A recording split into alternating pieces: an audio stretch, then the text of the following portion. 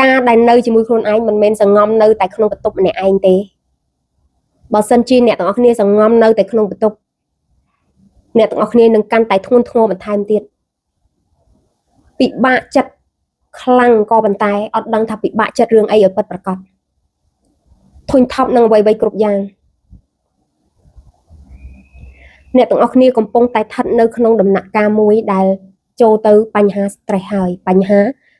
ប៉ះពាល់ផ្លូវចិត្តហើយ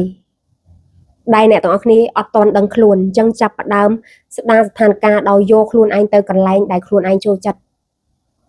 សួរខ្លួនឯងម្ដងហើយម្ដងទៀតថាពិបាកចិត្តអ្វីឲ្យពិតប្រាកដធុញថប់អ្វីឲ្យពិតប្រាកដហើយខ្លួនឯងចង់បានអ្វីឲ្យពិតប្រាកដអ្នកទាំងអស់គ្នាកុំបណ្ដោយឲ្យខ្លួនឯងនៅបែបនេះយូរពេកបណ្ដោយឲ្យខ្លួនឯងនៅបែបនេះយូរពេកអ្នកទាំងអស់គ្នានឹងអាចមានបញ្ហាទៅថ្ងៃខាងមុខព្យាយាមយល់ពីខ្លួនឯងឲ្យបានច្រើនព្យាយាមមើលថែខ្លួនឯងឲ្យបានច្រើនកុំប្រឹងប្រែងរហូតដល់យើងធ្លាក់ខ្លួនឈឺកុំគិតពីគេរហូតដល់ភ្លេចគិតពីខ្លួនឯងកុំមើលថែគេរហូតដល់ឈប់មើលថែខ្លួនឯងកុំស្រឡាញ់គេរហូតដល់ឈប់ស្រឡាញ់ខ្លួនឯងតើអ្នកទាំងអស់គ្នានៅបន្តឲ្យខ្លួនឯងនៅបែបនឹងយូរប៉ុណ្ណាទៀតក្នុងមួយឆាកជីវិតដល់វ័យប៉ុណ្ណេះអ្នកទាំងអស់គ្នាធ្លាប់និយាយពាក្យថាស្រឡាញ់ខ្លួនឯងប្រមាណដង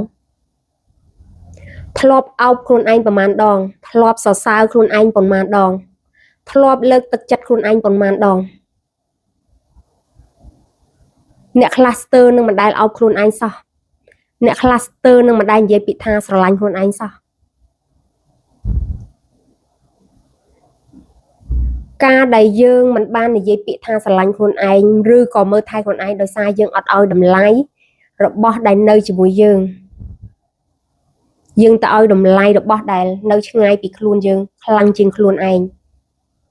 ទៅស្រឡាញ់គេបារម្ភពីគេរហូតដល់ឲ្យខ្លួនឯងកើតទុក្ខខ្ញុំគិតថាគួរតែដល់ពេលវេលាអ្នកទាំងអស់គ្នាត្រឡប់មកស្រឡាញ់ខ្លួនឯងមកមើលថែខ្លួនឯងមកដឹងពីគុណតម្លៃរបស់ខ្លួនឯងអ្នកទាំងអស់គ្នាត្រូវចាំថាមិនថាស្ថិតនៅក្នុងកលៈទេសៈណាក៏ដោយជួបទុក្ខលំបាកសប្បាយរីករាយយំសោកមានតែខ្លួនយើងទេដែលនៅជាមួយយើងនៅក្បែរយើងរហូតដល់ដង្ហើមចុងក្រោយគ្មានអ្នកដតីណាមកនៅជាមួយយើងរហូតបានស្មើនឹងខ្លួនយើងទេអញ្ចឹងហើយយើងត្រូវមើលថែខ្លួនយើងឲ្យបានល្អយកចិត្តទុកដាក់ជាមួយខ្លួនឯងឲ្យបានល្អបើសិនជាមិនដែលអោបខ្លួនឯងទេសាកអោបខ្លួនឯងម្ដងសាកអោបអ្នកទាំងអស់គ្នានឹងទទួលបានអារម្មណ៍មួយថាអូយយូរហើយខ្ញុំទុកអ្នកឯងចោលយូរហើយដែលខ្ញុំមិនខ្វល់ពីអ្នកឯងសាកធ្វើដូចខ្ញុំម្ដងអ្នកទាំងអស់គ្នានឹងមានអារម្មណ៍ថាយើងគឺពិតជាអាត្មានិយមជាមួយខ្លួនឯងខ្លាំងមែនទែនស្រឡាញ់ខ្លួនឯងសុំទោសខ្លួនឯងសន្យាជាមួយខ្លួនឯងថាមិនធ្វើបាបខ្លួនឯងទៀតអ្នកទាំងអស់គ្នាធ្វើបែបនេះខ្ញុំហ៊ាននិយាយថាអ្នកទាំងអស់គ្នានឹងបានធូរស្រាលពីអ្វីដែលអ្នកទាំងអស់គ្នាកំពុងជួបប្រទះមិនថាបញ្ហាធំប៉ុណ្ណាក៏ដោយឬក៏បញ្ហាដែលអ្នកទាំងអស់គ្នាកំពុងតែមិនយល់ពីខ្លួនឯងថាកើតទុករឿងអីអ្នកទាំងអស់គ្នានឹងយល់ថារឿងអ្វីឲ្យពិតប្រាកដដែលឲ្យអ្នកទាំងអស់គ្នាកើតទុកពេលដែលអ្នកទាំងអស់គ្នាអាចយល់ពីខ្លួនឯងបានច្បាស់អ្នកទាំងអស់គ្នានឹងអាចយល់ពីអ្វីគ្រប់យ៉ាងនៅជុំវិញខ្លួនរបស់យើងដោយពិតប្រាកដសាកធ្វើដូចខ្ញុំម្ដងយើងប្រឹងប្រែងមកយូរហើយចំណាយពេលវេលាជាមួយខ្លួនឯង 3-4 ថ្ងៃវាអត់អស់ប្រហែលទេវិនិយោគលើខ្លួនឯងខ្លះមកកុំទៅវិនិយោគលើគេពេកផ្ដល់ក្តីស្រឡាញ់ឲ្យខ្លួនឯងវិញមកកុំផ្ដល់ក្តីស្រឡាញ់ឲ្យគេរហូតដល់ទុកខ្លួនឯងចោលពេលខ្លះខឹងគេបង្អត់បាយខ្លួនឯងខឹងគេសោះ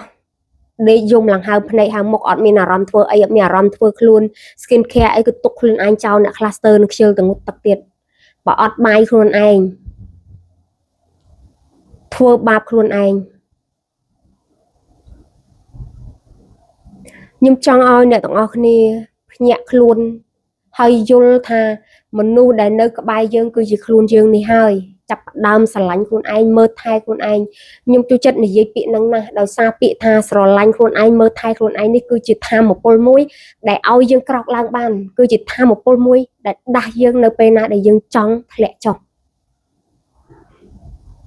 គឺជារឿងមួយដែលខ្ញុំធ្វើឲ្យខ្ញុំទទួលបានសមិទ្ធផល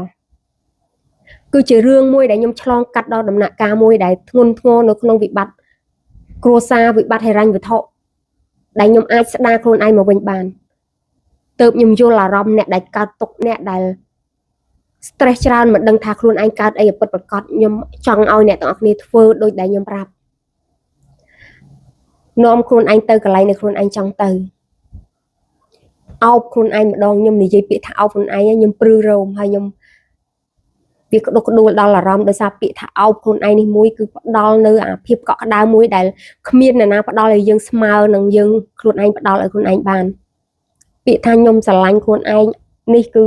គឺជាក្តីស្រឡាញ់មួយដែលស្ទើរថាមួយជីវិតនេះយើងទៅតែឮថាខ្ញុំស្រឡាញ់ខ្លួនឯងអ្នកខ្លះវ័យដល់30-40ឆ្នាំស្មាតទោសរហូតដល់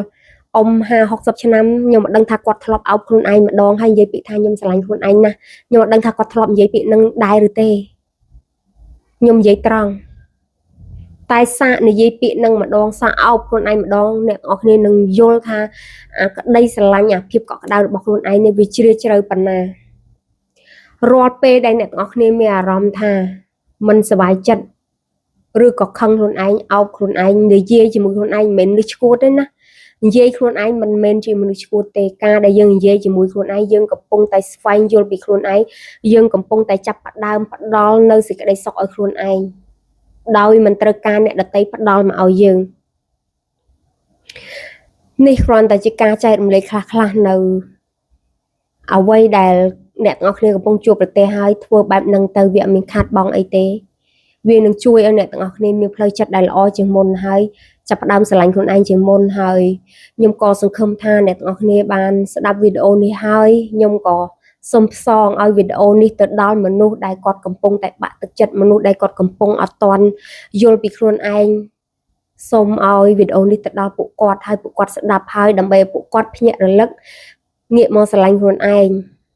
ហើយថ្ងៃនេះខ្ញុំមានប៉ុណ្ណឹងឯងដោយសាររៀងចូលអារម្មណ៍បន្តិចដោយសារជារឿងមួយដែលពាក់ព័ន្ធជាមួយផ្លូវចិត្តរឿងមួយដែលពាក់ព័ន្ធជាមួយនឹងក្តីស្រឡាញ់ជាមួយខ្លួនឯងអញ្ចឹងរៀងរំជួលចិត្តបន្តិចអញ្ចឹងអ្នកទាំងអស់គ្នាហើយខ្ញុំក៏សង្ឃឹមថាចាប់ពីពេលនេះទៅអ្នកទាំងអស់គ្នានឹងស្រឡាញ់ខ្លួនឯងឲ្យច្រើនមើលថែខ្លួនឯងបានល្អ